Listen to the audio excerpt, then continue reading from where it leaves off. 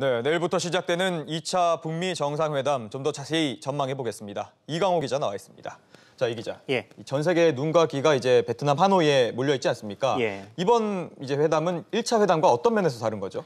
네, 우선 이 김정은 위원장과 트럼프 대통령이 이전 회담보다 더 오랫동안 그리고 더 자주 만나게 됩니다. 예. 일정을 좀 짚어보면요. 일단 내일 만찬을 시작으로 해서 모레 단독 정상회담에 이은 확대 정상회담 그리고 그 사이 업무 점심 식사와 공동 성명 서명식까지 최소 5번은 얼굴을 마주할 것으로 보입니다. 여기에 양 정상이 함께 산책하는 모습을 연출하게 될 수도 있고 공동 기자회견이 열릴 가능성도 적지만 점쳐지고 있습니다. 앞서 지난해 싱가포르 1차 회담을 짚어보면 이때는 당일치기로 회담이 진행됐고 단독 정상회담과 확대 회담 그리고 점심 식사와 공동 성명 등까지 합쳐서 총 5시간도 안 돼 속전속결로 회담이 끝났습니다. 아무래도 더 자주 길게 만나게 되는 만큼 이번에는 좀 더 심도 있는 대화가 오갈 수 있을 것으로 관측됩니다. 자, 새로운 인물들도 이번에 변화인 거죠? 네, 그렇습니다. 싱가포르 회담 당시 또 다시 짚어보면 이때 당시 실무 협상을 주도했던 건 북한 최선희 외무성 부상과 지금 화면 왼쪽에 보이는 사람이고요. 오른쪽에 성김 필리핀 주재 미국 대사였습니다.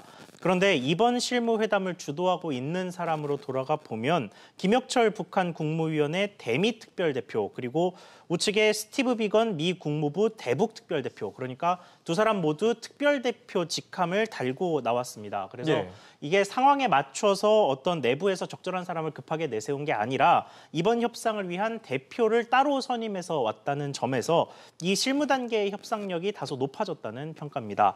그리고 또 이번 회담에서는 대표적인 대북 강경파로 꼽히는 존 볼턴 미 국가안보보좌관이 빠졌다는 점도 긍정적인 신호로 해석되고 있습니다. 네, 형식도 협상 테이블도 좀 달라졌는데 예. 결과는 어떻게 예상되는 겁니까? 네, 말씀하신 것처럼 형식도 사람도 바뀐 만큼 긍정적으로 바뀐 만큼 이번 회담의 결과도 훨씬 구체적이고 긍정적으로 이루어질 것이라는 기대감이 큰 상태입니다. 예. 지난번 싱가포르 회담 때에는 사실 트럼프 대통령이 지금 화면에서 보시는 공개 서한까지 보내면서 회담 취소를 선언했다가 북한이 전향적인 자세를 보이면서 다시 회담이 이루어졌을 정도로 소위 우여곡절을 좀 겪었는데 이번 회담 때는 그런 문제 없이 일사천리로 회담이 성사됐다는 점도 긍정적인 신호로 해석됩니다.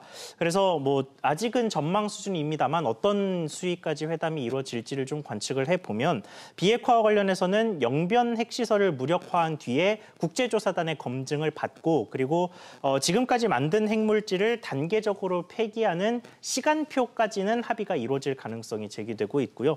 또 대북 제재 완화와 관련해서는 북미 간 종전선언, 어제부터 기대감을 얻고 있는 종전선언과 북한 내 미국 연락사무소 설치 그리고 금강산 관광 등 약한 수준의 경제제재 완화까지도 이루어질 가능성이 제기되고 있습니다. 알겠습니다.